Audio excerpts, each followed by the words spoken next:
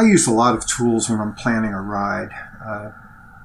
I'm sort of obsessive with that and getting all the details I can. But I wanted to show you some ride planning tools I see a lot of people use, and I want to rate them from worst to really not best, because when you get to the last three, they're the manufacturer's planners for your bike, and they all have pros and cons. They really do. They're good, and I actually use all three of them.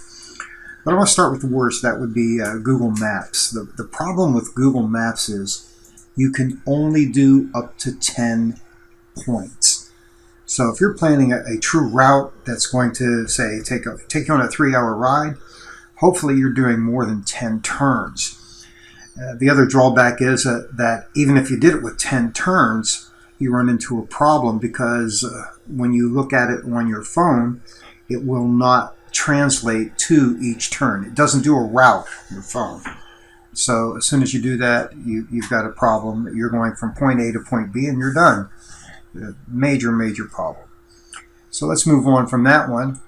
MapQuest, which unfortunately used to be my least favorite, is actually my favorite online and phone app that I would recommend. It lets you plan up to 26 points, which is pretty good. And you send that link to yourself on your phone, click it, you naturally have to have the app installed, and it will do turn by turn voice all the way through the route. So it's actually works very well as a GPS. Doesn't work well because of the phone. The phone's always going to be a drawback, because if you don't have reception, you don't have a GPS. So, but as far as using your phone, MapQuest is definitely superior now, which always amazes me. Moving over to this side, this is a newcomer to the group, sort of. My Route app really does some nice things. For example, I'm just going to open this one up. Once you have a route here, go up here to Save As, and you see all the different formats you can save as. Even a Harley format. Most of them are going to be standard GPX, but I mean, you've got all kinds of things, including ITN, which was the one of the original ones from France. And then my route was actually based off of somebody who used to work with a company called Tyre, Tyre, which was a free one that worked. This is an excellent program, but it is a subscription, which means to get all the features, you have to pay for it. And they do have different map formats that you can plan with. This used to be a longer list. They used to have Google in here, but Google changes their API so often that my route threw in the towel and removed Google from their list. So you've lost that part. But over here on the left side, you can set up your POIs, like if you want to see where the hotels are. My favorite thing, fuel. I like to have gas to go. If you want to see where restaurants are to eat. And then when you go back to your waypoints and you zoom in on things, those things will begin to pop up in the area. So you'll see them, like there's gas and food and things like that. One hotel down at the bottom. Excellent application. I use this primarily for making generic files that I can share with people, so that they can save as the different formats. This helps me share with other riders in the group, because I don't really care what bike you're riding as long as you're riding. Okay, that's a good program. I'm not recommending it overall, but it's one of my top ones. Then we're going to move down here to the Honda program. I just did this little route in here.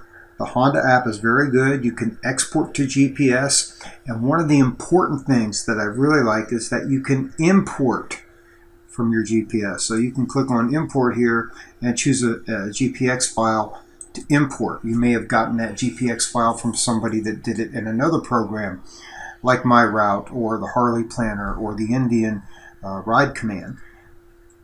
That's fine. Import it. It'll make adjustments and try to make it work for you.